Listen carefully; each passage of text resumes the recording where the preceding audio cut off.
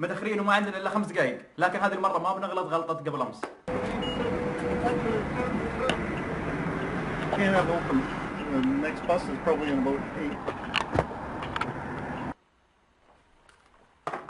قبل امس ما دخلنا راعي الباص عشان كان عندنا فطور داخل الكاسه هذه، لكن مو مغلف. ايش بنسوي؟ راح نغلفه باسرع وقت ممكن. راح نحط هنا فليكس. لما احنا نحب نخلط حتى واحنا مستعجلين نخلط، راح نضيف شويه شوفان، بعدها راح نضيف مكسرات. بعد ما ضفنا كل شيء نقول بسم الله، نحط الحليب. الله باقي العسل يا عسل. لاحظت كثير بالكومنتات كاتبين ثنيان صرت ما تقول عسل يا عسل، صرت ما تحبنا يا ثنيان. والله احبكم يا جماعه بس ما اقدر اقول يا عسل كستلايز، احلى يا كستلايز. بعد ما ضفنا العسل كل شيء جاهز. ايش نسوي؟ نجيب هذا الشيء الجميل ونغلفه. شوفوا لكل مشكله حل، كان عندنا مشكله لقينا لها حل، عاد الحين ما اقدر اقول شيء. ناخذ هذا سكره زي كذا والحق على الدوام. يعني محطه الباص وما تحصل احد، هذا اكبر دليل انه جاء الباص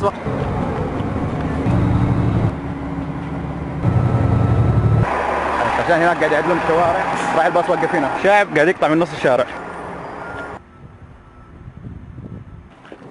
الكلاس بدأ وانا باقي ما فطر، فالحل الحين نفطر على السريع. الفيديو زي ما وعدتكم دائما اني اوريكم خلف الكواليس واوريكم الحين كيف اصورها. كذا اصور مقدمة الفيديو، احط الكاميرا واخليها لمدة 3 دقائق وانتظر.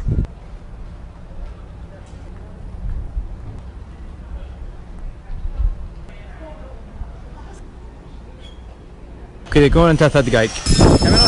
نتوجه. طيب اللي نحاول نسويه الحين نرجع هذا هنا. جبنا صمغ عفوا، شكل الصمغ مرة كذا طلع برا وصمغ هذا. قول ان شاء الله تضبط. ناخذه نحطه هنا، ثبت عليه، تخليه نعطيه وقت شوية. نشوف كيف يكون الحين. بسم الله. اتوقع نشف. سلام، رجعنا ركبناه من جديد. خلاص اثنين لا تقطعه. وزي ما نقول بسم الله الرحمن الرحيم. زي ما نقول دائما لك المشكلة حل، حصلنا حل هذه المشكلة. جيت بسوي لي شيء اتغدى فيه، كنت اشتري دجاج مفروم ومكرونة. لا ان شاء الله اليوم باذن الله نروح سوبر ماركت نشتري شيئين. احنا بحالة لك عليها. ويلا نروح سوبر ماركت، بس خلينا نلبس جاكيت اهم شيء. كذا يكون لبسنا جاكيت نتجهز عشان نطلع. كف على وجهك على الجاكيت هذا. هذا جاكيت بسم الله الرحمن الرحيم. بسم الله الرحمن الرحيم. هذا جاكيت زي الناس، هذا جاكيت احس لو مره كنت كذا في سفينه وغرقت خلاص هذا سترة نجاة، فاهم؟ ان شاء الله كذا متنفخ خوك كفايه ينفخ كفر خلاص ثنيان خلاص. لا اله الا الله يا الله وش ذا؟ والله احبكم يا جماعه. مستعد للرحيل؟ متاكد ان كل الاغراض معنا. جبت شنطه عشان ما نحط فيها علبه الماي، بس عشان اذا طلعنا في السوبر ماركت ما نشيل اغراض بيدنا واكياس وزحمه، نحطها في الشنطه ونكفها كذا يكون احسن. رايح حرب مو سوبر ماركت. جاهزين؟ ويلا نروح. بسم الله الرحمن الرحيم. نطلع من باب شقه عاديه. لا هو باب. شوف كندا عشان لما تيجي تقطع المفروض ترفع يدك زي كذا زي ما كان الرجال رافع يده عشان اذا كنت. واول شيء لما اصحى الصباح نسوي التحدي وبعدها نفطر. انا صورت التحدي من قبل لكن هذه المره بخليه كذا على السريع عشان اللي يبغى يشوف التحدي ويبغى يدخل معانا. ابدا الحين هذا وقته ويلا نبدا. التمرين الاول، التمرين الثاني، التمرين الثالث. كذا كنت هنا كذا الحمد لله يكون خلصنا تمارين تحدي 90 يوم، تاخذ من 45 دقيقة إلى ساعة. ادخل التحدي وواصل لمدة 3 شهور وصدقني بعدها إن شاء الله بتشكر نفسك، بتشوف فرق. بسم الله الرحمن الرحيم.